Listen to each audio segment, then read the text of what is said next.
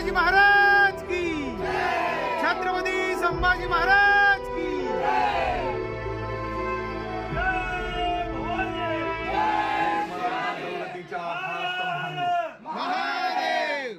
जय शिवराय। आम्ही आज शिवरायांचा छावा हा चित्रपट, हा मराठी चित्रपट पाहण्यासाठी ई स्क्वेअरला गेलो होतो आणि बऱ्याच दिवसापासून प्लॅन सुरू होते की जाऊया।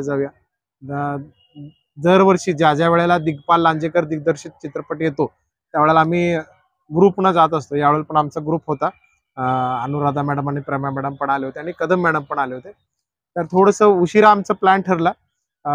छत्रपती शिवाजी महाराज जयंतीचा हा आठवडा आहे आणि दिग्पाल लांजेकर दिग्दर्शित शिवरायांचा छावा हा चित्रपट गेल्या आठवड्यात प्रदर्शित झालाय आणि आज शुक्रवार आहे, तर आजपासून चित्रपट बदललेत आणि आज एकच शो राहिलाय। अगदी आज दिवस तर फुल, म्हणजे सकाळपासून संध्याकाळपर्यंत फुल शो होते, पण आज एकच शो राहिलाय। म्हणजे आजपासून दुपारी 2:30 वाजता हा एकच शो असणार आहे ई स्क्वेअरला। आजच्या दिवसाचं खास म्हणजे आजच्या दिवसाचं तिकीट होतं। आज कुठला दिवस आहे अजित सर? राष्ट्रीय सिनेमा डे असल्यामुळं चित्रपटाला आज 99 एवढंच, म्हणजे 99 रुपयाचंच तिकीट होतं आणि 99 रुपयाच्या तिकीटमध्ये आम्ही, म्हणजे एकाला 99 रुपये कमी तिकीट होतं ई स्क्वेअरच्या मानाने आणि चित्रपट छान होता।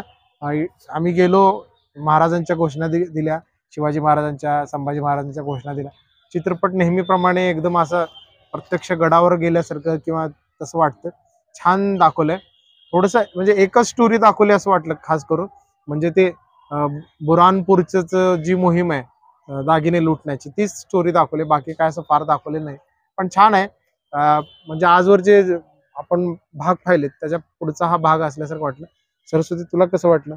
छान आहे चित्रपट। यापूर्वी आम्ही दिग्पाल लांजेकर यांचे चित्रपट पाहिलेले आहेत आणि छान वाटला आजचा चित्रपट। आणि जेव्हा आम्ही चित्रपटगृहात प्रवेश केला तेव्हा काहीच कोणच नव्हतं, आम्हीच फक्त, आमचा ग्रुप होता। पण जेव्हा 5-10 मिनिटांनी एवढं फुल भरलं की ते पाहून, ती गर्दी पाहून छान वाटलं की आपल्या मराठी चित्रपटांना उत्स्फूर्त प्रतिसाद मिळतो।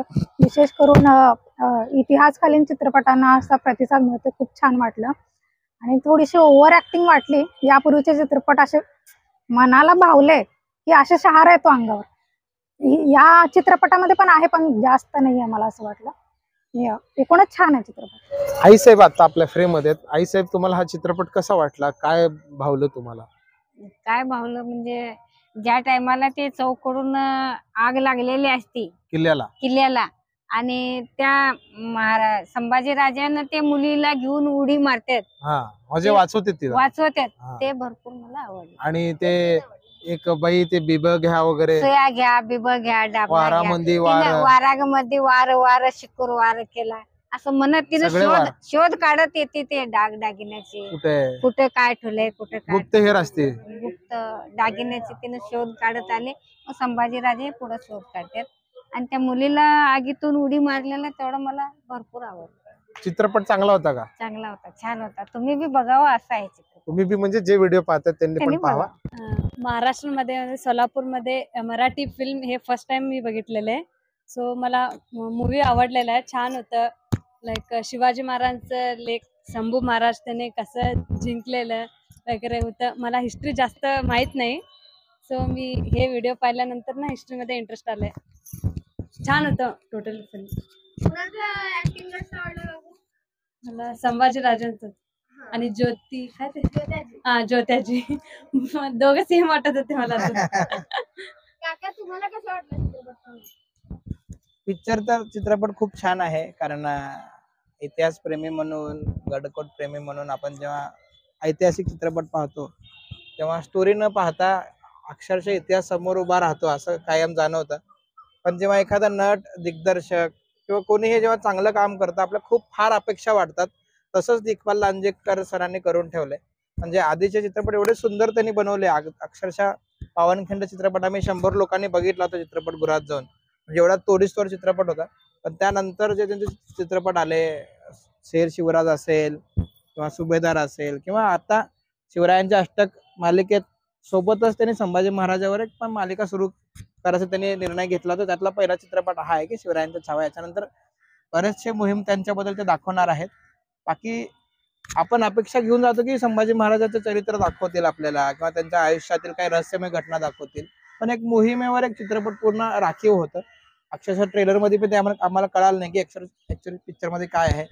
तसं प्रमोशनला कमी पडलं असं मला वैयक्तिक वाटतं. शिवजयंतीचा आठवडा आहे, गर्दी भरपूर असायला पाहिजे. 15 दिवस काय महिनाभर, पावनखिंड चित्रपट महिनाभर चालला होता.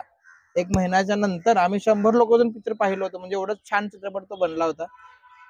हा चित्रपट धर्मवीर संभाजी महाराजांच्या आयुष्यावर असून सुद्धा 5-7 दिवसात पिक्चर चित्रपटगृहात राहत नाही. प्रेक्षक खूप कमी पिक्चर बघितलेत, कारण एकतर प्रमोशन झालं नाही किंवा स्टोरी त्यांना आवडली नसेल किंवा बघायला गेले एक भेटले एक असं असू शकतं त्यांना. बाकी तुम्हाला कसं वाटलं? हा, मला छान वाटला. पिक्चर छान आहे. संभाजी महाराजांची भूमिका ज्यांनी केली, तुमच्या अपेक्षा वाढलेल्या आहेत? हा, अपेक्षा 100%. माझ्या काय सामान्य जनतेच्या अपेक्षा दिग्पाल लांजेकर सरांकडनं वाढलेल्या आहेत आणि वाढायलाच पाहिजे. म्हणजे अपेक्षा वाढले, चित्रपट चांगला झाला नाही असं तुम्हाला म्हणायचं आहे? हा, असं मला वैयक्तिक वाटतं. अपेक्षा माझे खूप जास्त वाढलेत. तसा तोडीस-तोड चित्रपट हा झाला नाही, पण बाकी जे त्यांनी दाखवलंय एकदम स्टोरी खिळून ठेवणारी आहे. गाणे छान आहेत, प्रत्येकाची ऍक्टिंग छान आहे. म्हणजे असं बघायला कुठेही कुठं बघायला पाहिजे. असं कुठे वाटत नाही की बोर होत आहे, स्टोरी लाईन सोडून पळून गेली, असं कुठे वाटत नाही. सुरुवातीपासून शेवटपर्यंत पिक्चर पाहत राहावं असं कायम वाटत राहतं. जय शिवराय. या पहिल्या दिग्पाल लांजेकरांनी दिग्दर्शित केलेल्या फर्जंद, फत्ते शिकस्त, पावनखिंड, शेर शिवराज आणि सुभेदार आणि हे आलंय ते शिवरायांचा छावा, हे सर्व चित्रपट खूप छान आहेत आणि मला खूप आवडलं. आणि पप्पांनी जेव्हा शिवगर्जना दिल्या तेव्हा सगळ्यांनी प्रतिसाद दिले. जय शिवाजी, म्हणजे पप्पांनी छत्रपती शिवाजी महाराज की जय म्हणले. मग त्यांनी पण घोषणा द्यायला सुरुवात केल्या. आम्ही आता आहोत भुईकोट किल्ला परिसरात आणि हे सोलापूरचं ओळख अशी आहे. म्हणजे हे एकदम रायगडासारखं स्ट्रक्चर वाटतं मला तरी. बघा तिथे खूप छान आहेत, सुंदर आहेत. तर सगळ्यांचा आपण प्रतिक्रिया घेतलेल्या आहेत. मला पण छान वाटलं.